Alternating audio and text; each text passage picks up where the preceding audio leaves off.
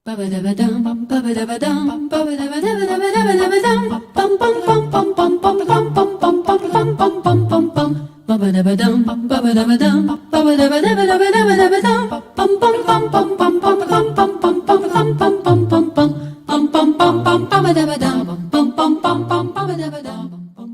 pleasant good morning, good afternoon, and good evening. Magandang umaga po, magandang tanghali, magandang hapon at magandang gabi. Welcome to your hour, and this is Rita Gadi. Over the past several episodes, we've been featuring concerns that revolve around us, and today, as our title goes, a commission on good government, ? We'll talk about that. But first, I'd like to bring about something that is very important as far as Mindanao is concerned. We have a new writer with a new book, not a new writer, he has been writing for several years, but we have a writer who's coming out with his book, a compilation of many episodes of his life and stories, and the title of the book is Proclivities, and the author is Carlo Antonio Galay David. He has been teaching at the Ateneo de Davao University and shuttles back and forth, Katipunan and Davao. And of course, we could say that he represents the island of Mindanao. His book is entitled Proclivities, as I've said. What is a proclivity? It is some kind of an inclination towards something, some kind of a disposition, a leaning towards something that has caught his attention. And that's exactly what his writing is all about. His words have a gravity that descends on us, informing us, enchanting us, and in the episodes that he relates to us, episodes of the distant horizons, which we may consider also part of the Southern Islands and part of our lives. So get a copy of this book. The launching will be on August 8. I will repeat his name, Carlo Antonio Galay David. Google this and then you can place your orders. And don't forget to read this, be part of it. And as I've said, he has collected his stories and his words actually speak to us with an intimacy of a voice that we have long wanted to hear. Carlo Antonio Galay David. And directly, I'd like to say, I'm so glad that we have met several years back, Carlo. I introduced you to the other half of my family who reside in Davao. And of course, we had practically the whole evening, not just reminiscing, but actually asking each other questions about Kidapawan, Davao, Mindanao, and of course, the vast horizon of our beautiful island. So, Carlo, I wish you all the best. Again, I repeat, Proclivities. Get a copy of that book. The launching is on Monday, August 8. Now, let's get to the topic of this afternoon. We have always called this the PCGG, Philippine Commission on Good Government. Now, I pose this question, a commission on good government, and that's a question mark. But first, let me read the first two sentences of how this commission was created and what it contains, so that we can best understand it is a commission on good government. So here we have Executive Order number 1, dated 28 February 1986, at the residence of in Malacanang, creating, and that's the title, Creating the Presidential Commission on Good Government. I'd like to read the first two lines. Immediately it begins this way. Whereas vast resources of government have been amassed by former President Ferdinand E. Marcos, his immediate family, relatives, and close associates, both here and abroad. Whereas there is an urgent need to recover all ill-gotten wealth. Now, therefore, I, Corazon Aquino, President of the Philippines, do hereby declare and order that there is hereby created a commission to be known as the Presidential Commission on Good Government, composed of Minister Jovita Arsalonga as chairman, Mr. Ramon Diaz, Mr. Pedro Yap, Mr. Raul Daza, and Ms. Mary Concepcion Bautista as commissioners. And then you have the other sections which now express in detail what it is supposed to do. But just internalize exactly what was presented there. It was, as I've already read, immediately that the resources of the government have been amassed.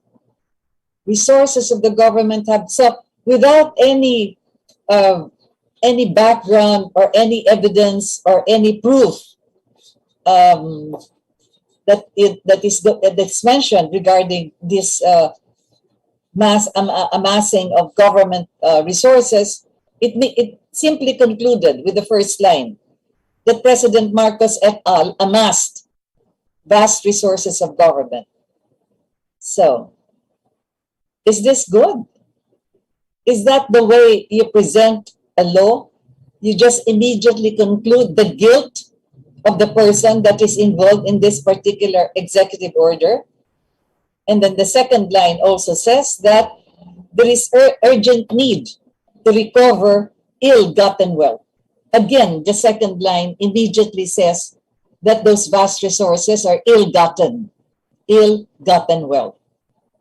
Again, this was made or signed and executed as law February 28, 1986. The Marcoses departed from Malacanang February 25. So 3 days immediately after their departure, you have this first executive order.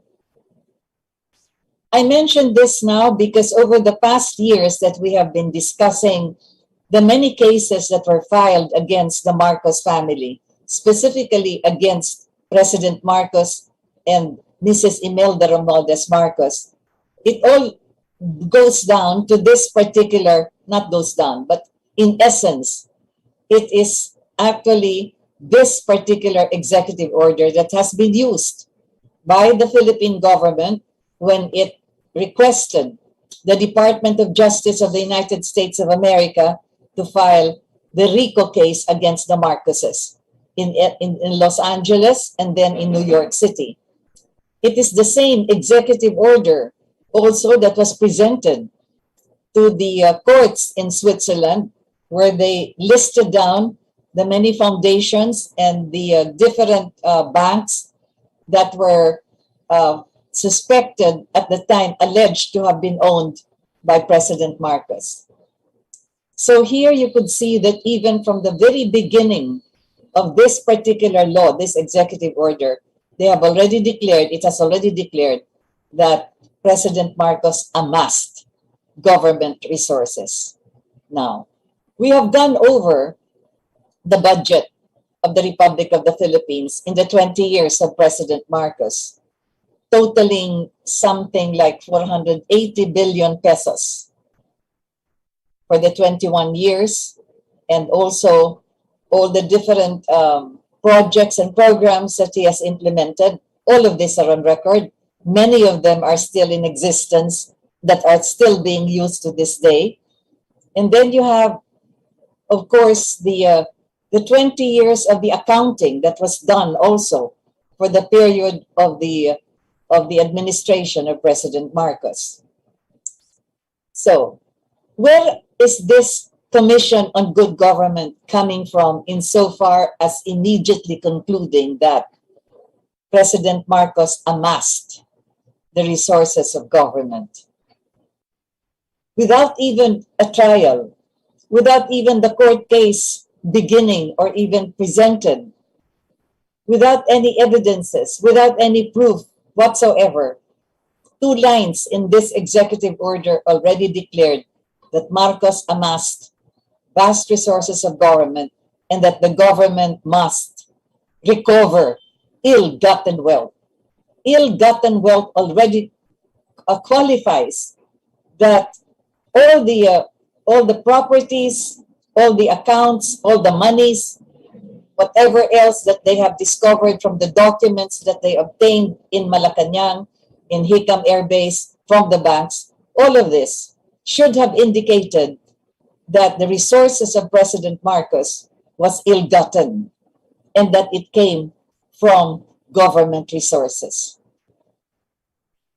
Executive Order number 1 was continued with other executive orders detailing what this Commission on Good Government should do. Good government, that's the term that they used. What does it mean? That they are supposed to undertake good governance? No. They will undertake what? Sequestration of all the properties that they, at the time, they believed belonged to President Marcos.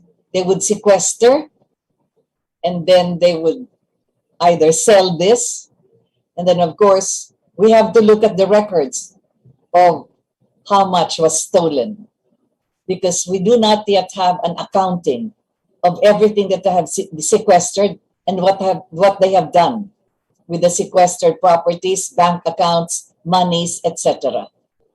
So that was included in the subsequent executive orders after they had executive order number 1, number 2, number 12, number 12A, and so forth. That and so forth. That actually comprises that particular Commission on Good Government. Now, if you look at the dictionary, whether it is the Webster Dictionary or if you go into the legal dictionary and try to find out what exactly the sequestration mean when they sequester, because that is also part of the executive order that was signed at the time. It is expected that they would hold the property, they would get these properties, hold it, the government will hold these properties until such time as they will know what kind of money or what kind of resources were used to acquire those assets. So it's going to be held by government. Like, for instance, they suspected that San Miguel Corporation, that several others, I will not enumerate all of them kasi ang dami niyan, that's about 18 pages that they sequestered. All of those assets that they sequestered are supposed to be held by the Philippine government at the time. And at the time, I'm referring to the period of Corazon Aquino. So during that time, when Chairman Jovito Salonga was the head of that Commission on Good Government, they would sequester all of these assets on the suspicion because, as I've said, nothing has yet been proven, but because of the first line of that executive order, they already concluded it's ill-gotten. Nevertheless, they still had to write the details of what they're going to do with that kind of an executive order. And so that is where that action of sequestration comes in. Okay, so what did they sequester? Well, first they sequestered whatever they could find locally, domestically, here in our country, in the Philippines.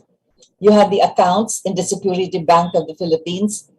You had what is known as the numbered accounts, supposedly owned by President Marcos, the 7,700 peso accounts and the $7,700 accounts. I do not have the exact figures of what it was then, how much it was. But in court, that was presented, how much was there in this bank, and both in these two accounts for the dollar and the peso accounts. Now we ask the question, that was sequestered, what happened to it? Who took over the Security Bank? Was it the Philippine government? You'll be surprised. It was taken over by a private individual.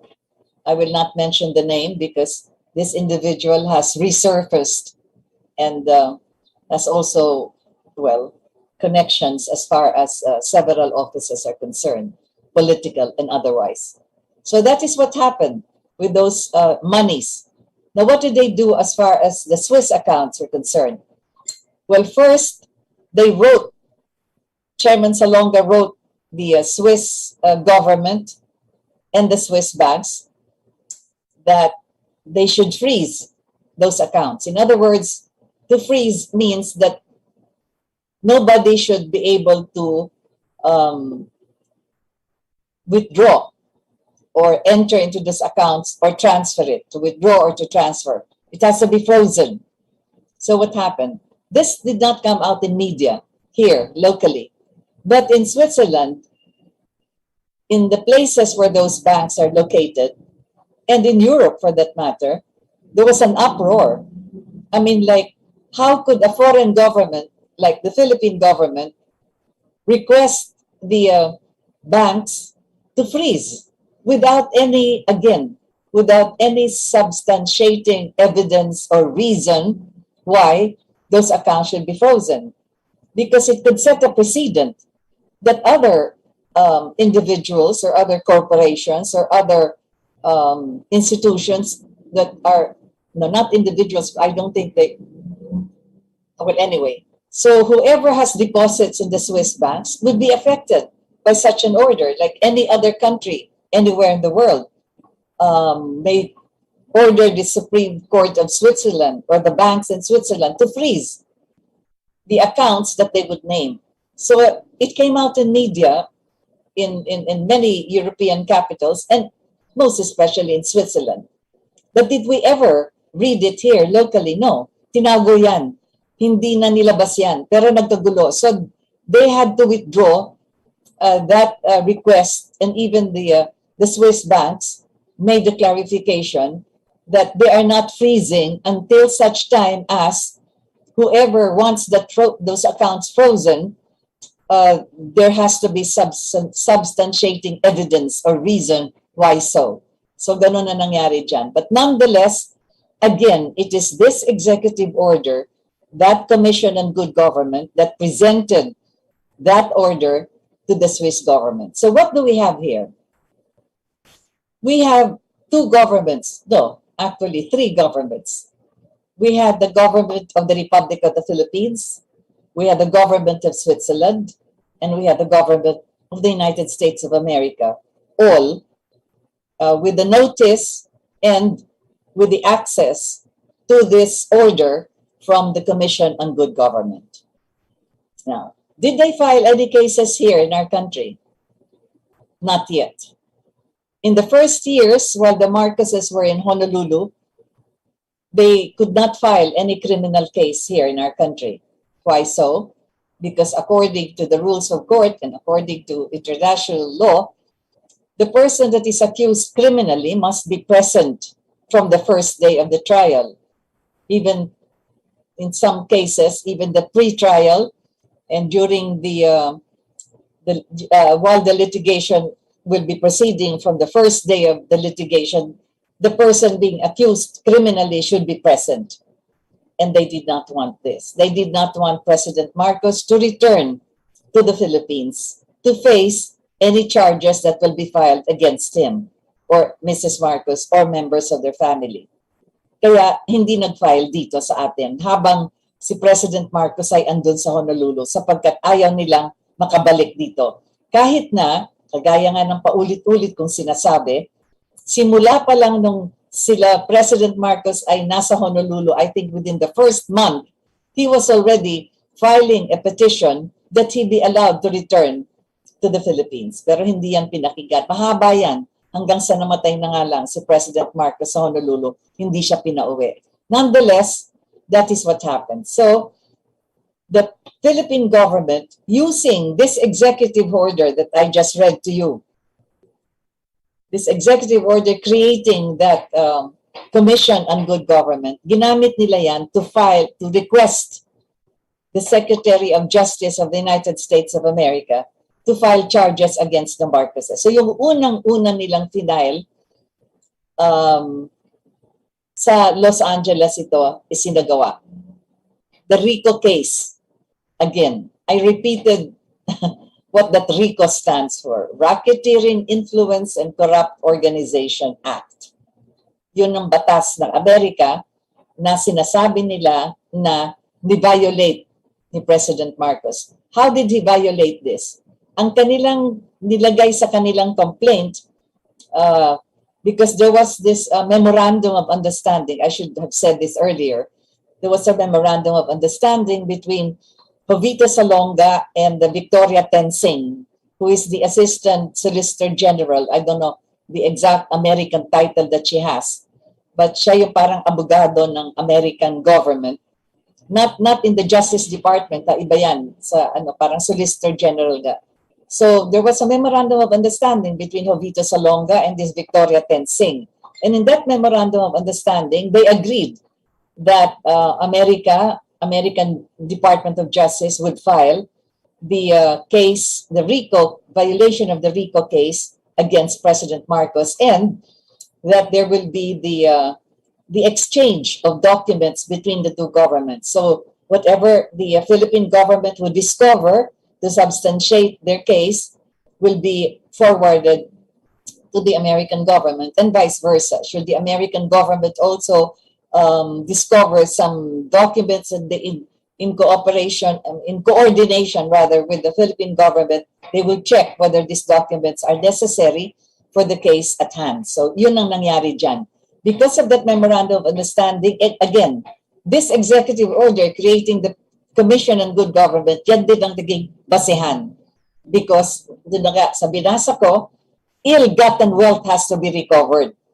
But since hindi magawa yan dito sa Pilipinas sapagkat hindi nga nila mapabalik si President Marcos, doon isasagawa sana sa LA. So what is there in LA actually? Well, I think I've also mentioned this. We have a building there in Union Square where the consulate is located, and several floors are being rented out. And then you also have Philippine Airlines, I understand, also has an office there. So it's a government building. But they allege that this is, again, part of the Marcos resources, Marcos wealth, na ninakaw. Imagine, to steal from the Philippine government to build a building of the Philippine government. And that's in Union Square. Choice property, as a matter of fact. So anyway, ganun na nangyari sa LA. But what happened with that case in LA? Well, in the initial trial in the lower courts, when this was filed by the American Justice Department against President Marcos in violation of, as I've said, the Racketeering, Influence, and Corrupt Organization law, it was dismissed in the lower court. So they had to elevate this, the Philippine government had to elevate this to the court, nag-appeal sila. So they had to elevate it to the Court of Appeals, which is the Ninth Circuit Court of Appeals in Los Angeles. In other words, after a year of hearings, etc., natalo dun sa lower court, so inakyat nila yung appeal. Again, the Justice Department of the United States of America was the office that filed the appeal on behalf of the Philippine government, of course. So, yun, nasa Court of Appeals na. Well, there was several months of trial in the Court of Appeals after it obtained whatever it was that was submitted in the lower court. So they went over all of those documents, etc., and then it was dismissed with finality. No evidence, lack of merit. Walang evidence. And then, of course, I already mentioned this in past episodes. Sabi nga ng mga justices sa Court of Appeals ng Los Angeles, Ninth Circuit Court. These are court records. You could go over this. You can Google it, or you could go there yourself, and you could look at how they made the decision with finality that the case against the Marcoses in the Ninth Circuit Court of Appeals in Los Angeles was dismissed. Ang sabi nga doon ng mga justices, the Philippine government brought supposedly evidences to substantiate, again, that Commission on Good Government thing. And what did they bring? Newspaper accounts. Dyaryo ang kanilang evidences. Wala silang pinalabas na dokumento. Why did they not bring out the budget of President Marcos in his 20 years? In his 20 years administration? Because that is where the money of the Filipino people is. So why did they not bring out that budget to the court? At ipakita dun sa budget, ito yung ninakaw ni Marcos to buy that building in Union Square. Bakit hindi nilabas yun? At bakit hindi ipinakita kung saan yung pera ng taong bayan na nasa budget, na nasa National Treasury ay ninakaw? So that is exactly what the justices said. They have not presented any evidence to substantiate their case. They only showed newspaper accounts. So lahat ng dyaryo naggalit kay Marcos, these dyaryo's that are in opposition, I hate to use that color yellow because yellow is a good color, but that is how these newspapers are branded because they are the yellow Aquino colors. So that's it. These newspapers and other media, including American media, also came up with newspaper headlines and articles and opinion pages saying that Marcos stole the money of the Filipino people, but that was all. As I've said, where is the money of the Filipino people that they should show the court that was stolen by President Marcos? Wala. And there was also a person that they called to witness, to be the one who would testify na yung mga dyaryo na yon ay totoo. Can you imagine a certain Mr. Fernando? I forget his first name, but that's his family name, Fernando. Again, as I've said, look at the court records and you will find his name there. Well, he was brought to the witness stand to testify that those are actual newspaper reports. So the justice just merely laughed it off and said, you cannot present those newspapers, no matter how well written they may have been, in court to substantiate that President Marcos stole the money of the Filipino people. So natapos na yung kaso na yun. But then again, nag-file sila ng kaso ngayon dun sa New York City. Because sa New York City, merong 4 na buildings doon. You know, we keep on mentioning these buildings. 4 real estate buildings, which are part of the complaint that was presented by the Justice Department against President Marcos and Mrs. Marcos. But there was also another building which contains the Sam Wells collection. Yan, binili rin yan. Yung building, well, it's not a big building. It's about, I think, 3 or 4 floors, but it contains a lot of artwork, paintings, furniture, different art pieces, which are considered antique collections. Some of the Chinaware, and many other things that are already in that house. Kasi at the time when that was built and when you know, during that period, wala pang mga skyscrapers, mababa pa yung, well, 3-4 floors pa lang. But that entire house contained what is known as the Sam Wells collection. Hindi yan masyadong nababanggit. Ang talagang ano lang nila yung 4 buildings. Pero kasama yan doon. So anong sinabi doon sa kaso naman sa New York? Again, the same complaint that President Marcos, exactly as this TCGG, this Commission on Good Government was worded. Whereas, ano ba yung sinabi dito? Vast resources of government have been amassed by former President Ferdinand E. Marcos, and that there is an urgent need to recover ill-gotten wealth. So, pag ipagsama mo yung dalawang sentences nitong Commission on Good Government na ito, yun ang sinasabi. Nag-amass ng government resources, si President Marcos, binili yung mga buildings na yan, at kailangan yan ma-recover kasi ill-gotten. So you could see that even if they filed a criminal case against him already in New York City, this Commission on Good Government, kaya nga ako may question mark dyan this Commission on Good Government, nasentensyahan na. So what's the use? Hindi ba?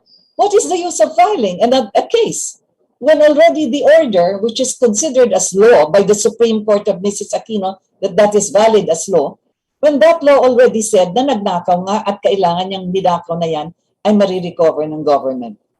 So what is the use of filing a criminal case pa? Anyway, because that is part of the propaganda.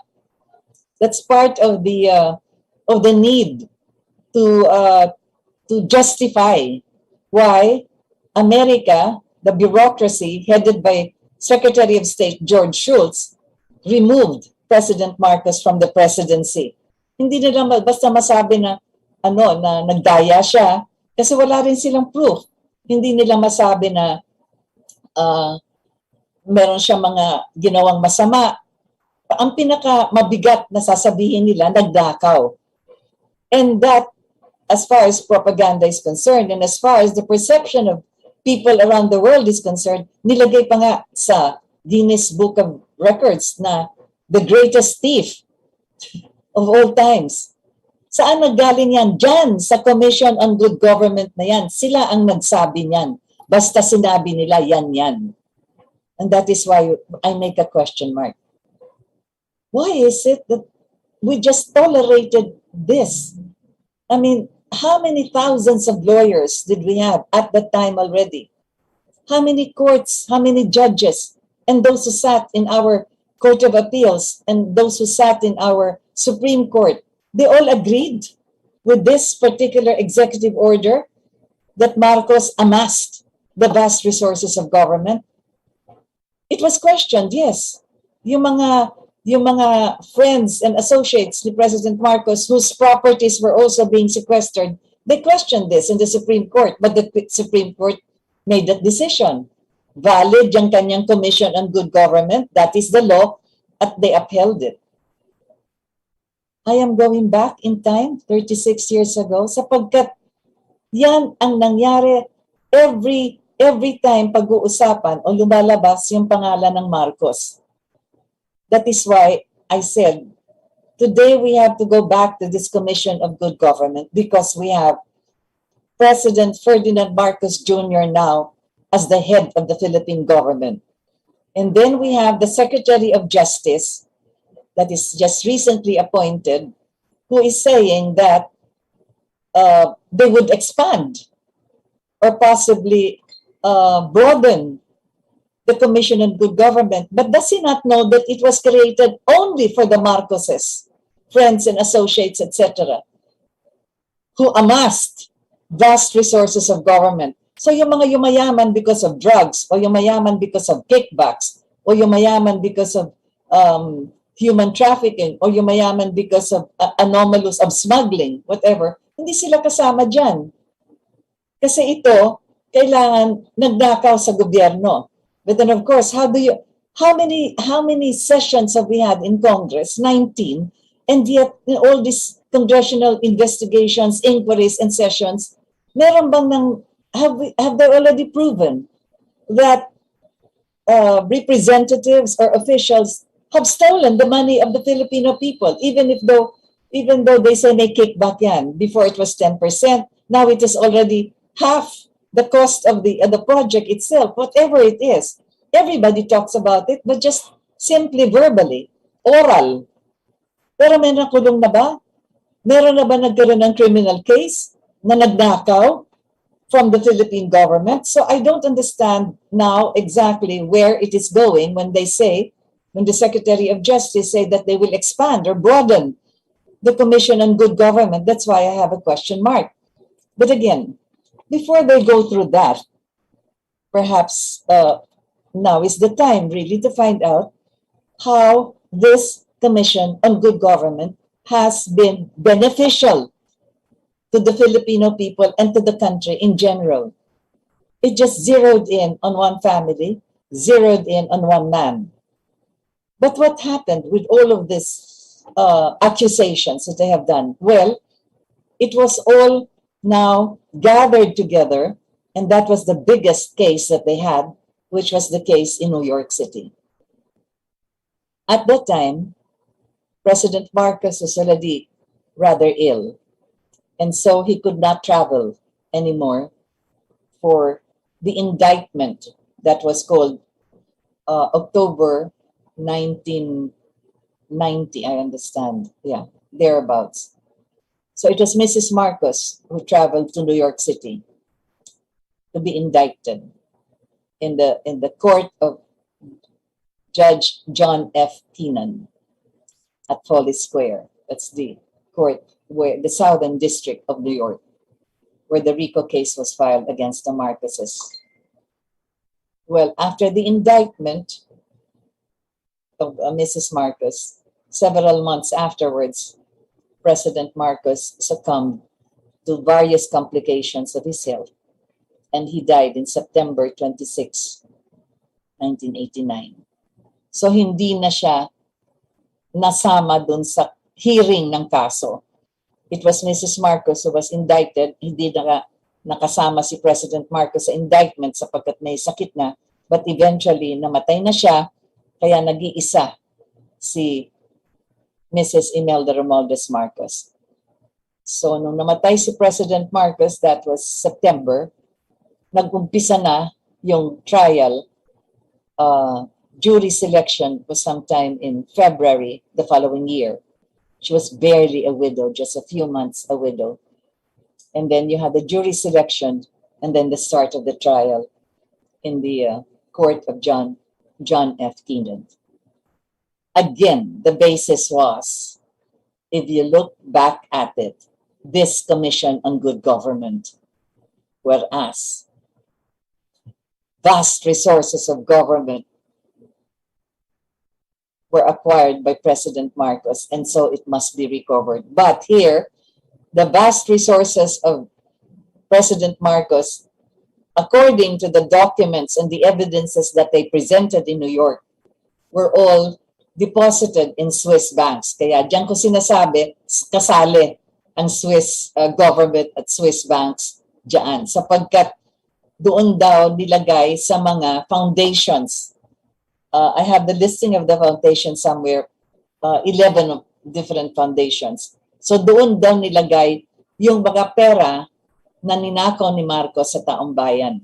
And that is why yung mga Swiss bankers, yung mga Swiss bank officials, yung mga Swiss lawyers na hinire ng Philippine government na Mrs. Aquino, lahat sila nagtungo sa New York. They all came to New York City to be part of the 95 witnesses to take the witness stand para doon sila magsasalita tungkol doon sa mga accounts na hawak nila. So they were testifying, yes, these are the foundations, yes, I am the bank president here, yes, there is this amount here deposited, but no, it is not under the name of Ferdinand Marcos, but yes, according to the PCGG, this Commission on Good Government, that belongs to President Marcos. So it is up to the Philippine government to testify and to really find out whether that was really stolen. So wala pa yun talaga. But that was already alleged. And that is why New York City courthouse had jurisdiction over it, because if that is stolen money, as alleged by this Commission on Good Government, then that stolen money bought these buildings in New York City. So there is jurisdiction, there is fraud. They call it the transference of money through the air, through transactions made bank to bank. So hindi ito pera na bit-bit ng tao na dala tapos nilalagay sa bangko, hindi. Transmittal lang. So that is considered as wire fraud. Wala pa kasi tayong wala pa yung GCash, wala pa yung mga that advanced technology that we have today. So at the time, they consider it wire fraud. In other words, tatawag yung bangko at sasabihin na, okay, merong ganitong halaga, several $1 million dito, kailangan niyan ibayad dun sa pagbili ng so wire transfer. Tapos they call it, dun sa RICO case na final against the Marcoses, ang tawag nila doon ay wire fraud, the transfer of ill-gotten money. So even that was already concluded precisely because of this Commission on Good Government that was stolen. And that is why the court in New York City had jurisdiction, because the real estate was the recipient of that supposedly ill-gotten. But they still had to prove. That is how the justice system works. They still had to prove that the money that was utilized for the purchase of those buildings was stolen from the Filipino people. Now, how many times have I talked about this? endlessly, really, practically. And I'm doing this in snippets. In other words, I have in my possession 6,350 pages of the court records. In other words, sa court, merong court stenographer yan. So all deliberations that were publicly done in front of the jury and the judge and the spectators, tayo yon na nanonood, were all recorded by the court stenographer. And recording also the testimonies of the witnesses, the statements of the judge, the arguments of the lawyers, the presentation of the prosecution, the accusations they have made, the reply of the defense, the cross-examination, the counter cross-examination. Pag minsan, paulit-ulit yun. Pagkatapos may cross-examination na naman. Tapos merong recross. In other words, pag merong sinabi hindi na gustuhan yung isang abogado, yung abogado sa kabila, i-question yan. So that was all allowed, part of the rules of court. So all of that is recorded. And the total number of the 4 months and a half of the trial, which would last something like 9 o'clock in the morning to about 5 o'clock in the afternoon. Sometimes the judge, pag pagod na, would recess quite early. 4 o'clock, nag-aano na siya. He already closes the trial for the day to be resumed the following day. And that was Monday to Friday, except holidays. Pag holidays, Saturday, Sunday, walang hearing. So that was how it was. And all of that, as recorded by the stenographer, comprises the 6,350 pages. Ito yung short bond paper na typewritten, single space, andun lahat. Testimonies, question, andun very, very clearly indicative of how the trial was proceeding. I have copies of this. I bought the court records for my own particular files. And that is why every time I speak about what was happening in the trial, what was the testimony here, I keep going back to what was actually written there in court.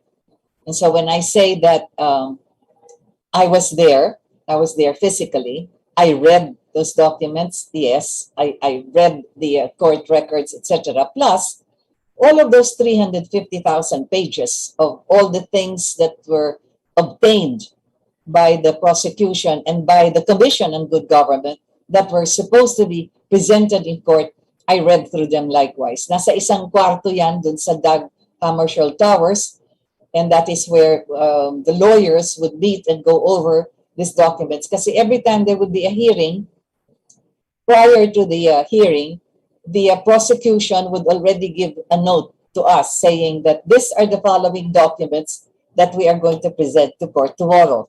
These are the names of the witnesses and what they will testify on. So, sasabihin na 3 o 4 ang mag-present tomorrow. So, we had copies of this and we knew exactly what was going to be presented. Kaya, masasabi ko na bago pa ma-present sa court, ay nababasa na namin. Nababasa na natin. Because as I've said, I worked very closely together with the best criminal lawyer of America, Mr. Jerry Spence. So there in his office, and in that office, together with the other lawyers, you had John Barco, one of the exceptionally brilliant lawyers from California, who's already there even when President Marcos is still alive, and several others that Mr. Jerry Spence brought with him, especially an accountant, a lawyer accountant, because we're talking here of placements, of withdrawals, etc., and mortgages and so forth. So kailangan talaga merong accountant na who can be able to summarize this in understandable language, in understandable common language for the jury themselves. So that was how it proceeded. So when I speak, for instance, that this is what happened, this is what, either I quote it directly or I say it from memory to the best of my recollection, but I always premise it by saying that you could check the court records, and that's exactly how it was written there or how it was recited in court. So when I say, for instance, that when the central bank governor, Jaime Laya, was on the witness stand, it was asked the question as to whether he knew that President Marcos called several banks in Switzerland And with that telephone call, several millions of dollars went into the central bank because of those calls. Central Bank Governor Jaime Laya was able to testify, yes. So he testified that he did not know who President Marcos talked with, but he was in front of President Marcos when President Marcos made those phone calls. But he knew the banks because the transfer of those millions of dollars that entered the central bank were all recorded. And to this day, pwede pa niyong tingnan yung mga accounts na yan. And if it's supposed to be still there, may natira pa kasi. According to the testimony and the records, some $700 million, I think, came in. I do not have the exact amount, but somewhere around that figure came in just after a few days that President Marcos called the Swiss banks. But according to the testimony of Governor Laya of the central bank, he knew the banks that brought the money in. So Bank of Hoffman, Bank Paribas, and other Bank of Swiss Bank, andun yun lahat. May natira pa nga, as I've said. I think one bank had 5 million deposit pa na hindi pa nagagastos, andun pa yun. Then I think another $30 million from the hundred of million dollars that came in. It was still there. As a matter of fact, we also have the records, the documents, when the central bank governor, after Governor Jaime Laya, this was already Governor Jobo Fernandez, we have the letter of Jobo Fernandez addressed to this Commission on Good Government, asking the Commission on Good Government what to do with those monies that are coming from the banks that are now the subject of the litigation against the Marcoses. And so what the PCGG did was, after it obtained those banks, sinulatan ng PCGG yung mga bangko, saying that we have on record some placements coming from your bank to our Central Bank of the Philippines. Could you please tell us the nature of these banks? If this belonged to President Marcos, if this is part, or whatever. Basta sumulat sila. The banks never answered. They wrote again. The banks didn't answer. So, sumulat na naman si Chairman ng Central Bank, President ng Central Bank, si Jobo Fernandez, sumulat na naman sa PCGG. And so the PCGG answered the central bank saying, we already wrote twice to the banks regarding these accounts and we have received no answer. Logic, di ba? Bakit hindi sumasagot yung mga bangko? Sapagkat yung taong nag-utos na magpasok ng pera, namatay na. Remember the trial, when this was all ongoing, was in 1991. And President Marcos died in 1989. So, kung tatanungin yung mga bangko kung saan ang galing pera na pumasok dito sa Pilipinas ng panahon na yon, wala nang maisasagot kasi namatay na yung taong nag-utos sa kanila.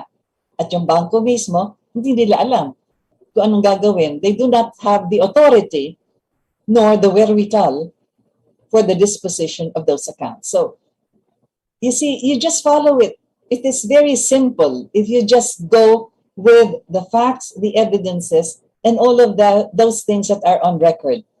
So every time somebody comes to me and says, talagang nagnakaw si Marcos, andyan talaga klaro sa central bank. Then you look at the records, because what I'm saying now, as I've said also in many past episodes, that's exactly what I'm repeating. The testimony that said that money came in at the time when our dollar reserves was practically zero, and Marcos brought in money by a telephone call. As to who owns those accounts, even the person who testified in court could not say. As to who these persons are that he talked with, he could not say. The only testimony that he presented was the banks, and that is still on record, including some of the money that was still left behind. $30 million dun sa isang account, 5 million and 5 million, I think, in the two other accounts of these banks. So, this is the Commission on Good Government. That's why there's a question mark. Now, if this will be under the Department of Justice, then perhaps now is the time, not perhaps, But now is the time to ask this Commission of Good Government what it has done over the past 36 years, from February 28, 1986 to the present. With all of those monies that they sequestered, that they held, monies, possessions, real estate, whatever else that they amassed from the recovery, so to speak, of the alleged assets of President Marcos and family. What have they done with it? Well, as I've mentioned, there are several other executive orders that enumerate what should be done by this Commission on Good Government. And that is exactly what is written there, that whatever it is they recover, they have to transfer this amounts to the Agrarian Reform Program. What is the Agrarian Reform Program? That is the land reform. Ek, so to speak, if I may use the colloquial phrase.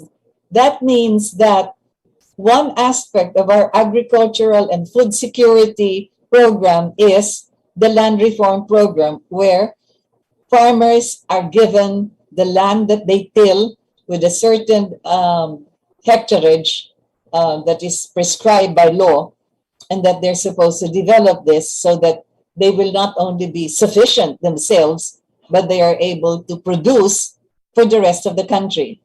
That is what that agrarian reform program is supposed to contain. And that is where all of these millions and millions and millions of dollars that they say they were able to sequester and obtain should have gone.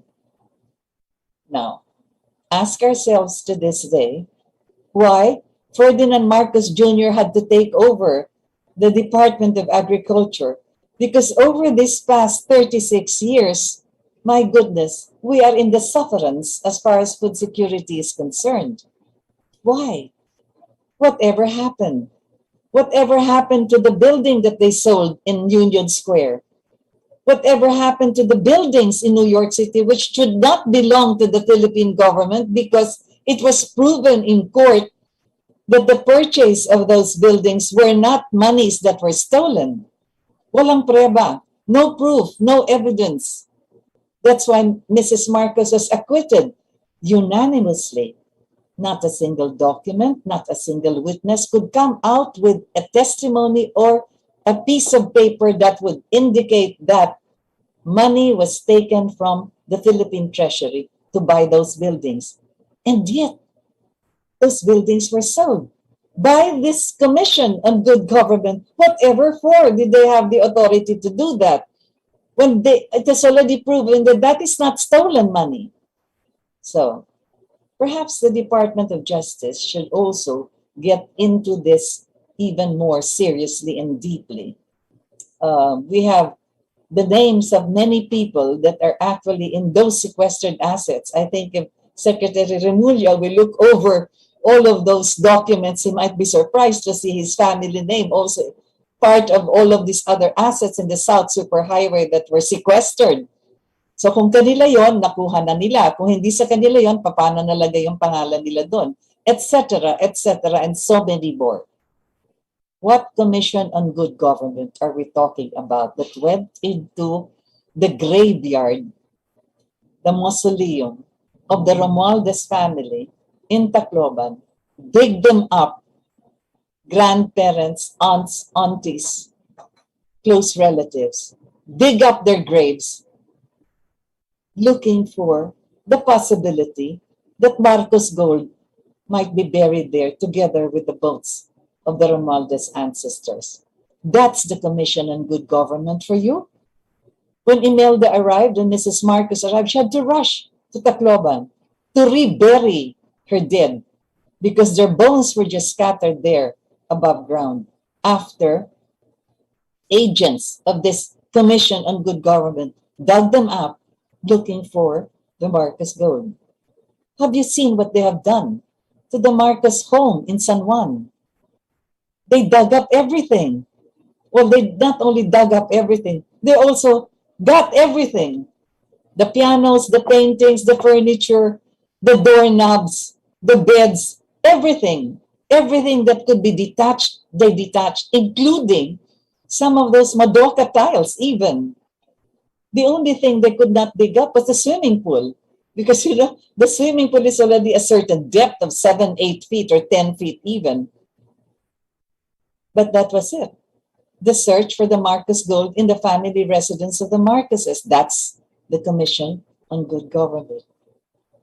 So, when we speak now of the stage that we are in, and we speak of the 31 million voters that did not believe that the Marcoses stole money from the Filipino people and carried this belief to this day, as I've always indicated, loyalty is a long journey and people do not get out of the way or do not lose their way in this journey called loyalty.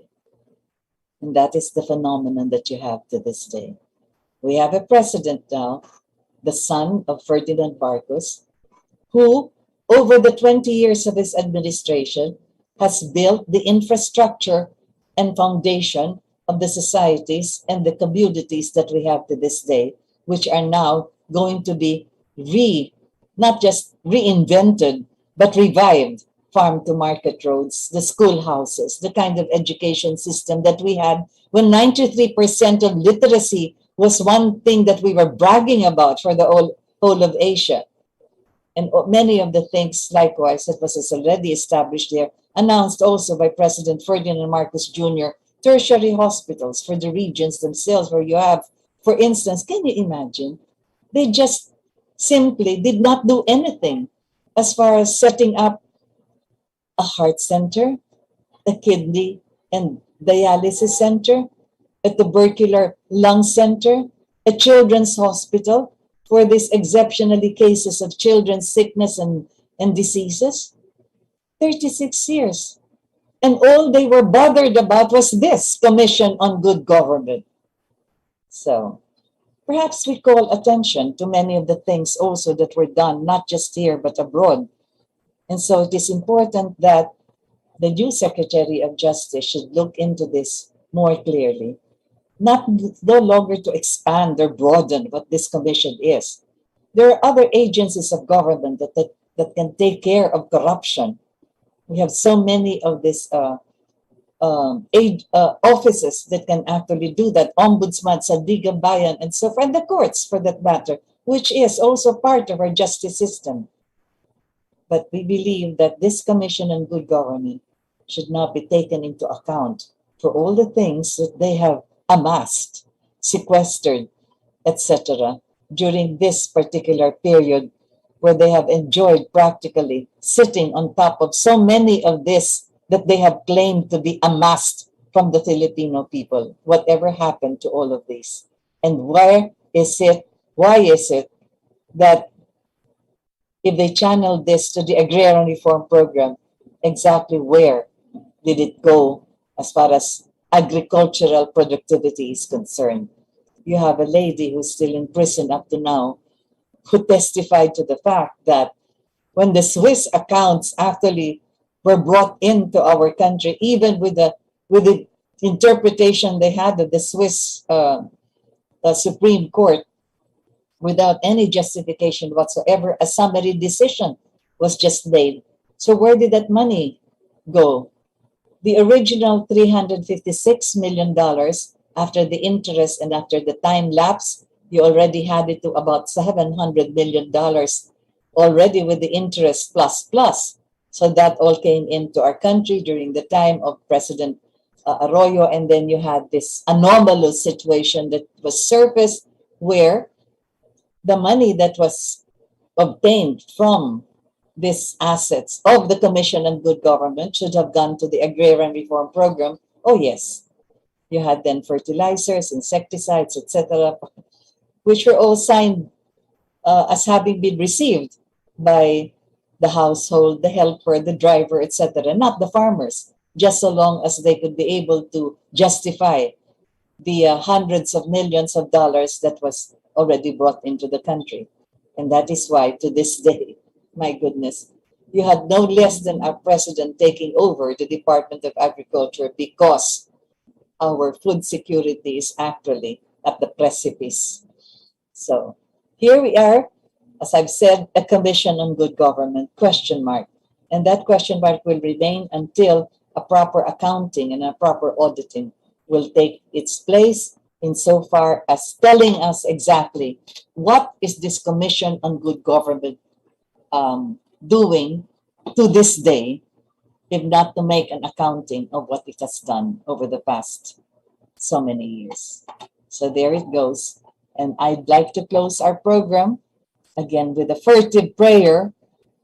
Someone or not, our God will be present with us to receive the offering of our love in gratitude for all the blessings that we have been given, so that our minds will be touched by the Lord's holiness and that our hearts will be sheltered by His grace. We have to open our souls to a deeper understanding of one another and of the duties we're obligated to perform, so that we may be able to transform our words into instruments of God's divinity, unifying all of us for the goodness and the welfare of each other and every individual. We pray for the constancy of God's omnipotence as we humbly ask for the strength and the fortitude to transcend the weakness of our own imperfections. Be with us, O Lord, through this crisis that we still go through, as far as our health is concerned, for the security of our economy that our president is working at, for our agricultural productivity, and so that every word and deed that we may utter may be worthy, O Lord, of your benevolence today, until the day that we merit eternal bliss and happiness. For thine is the power, the kingdom, and the glory, forever and ever. Thank you for having joined me. This is Rita Gadi, and this has been your hour.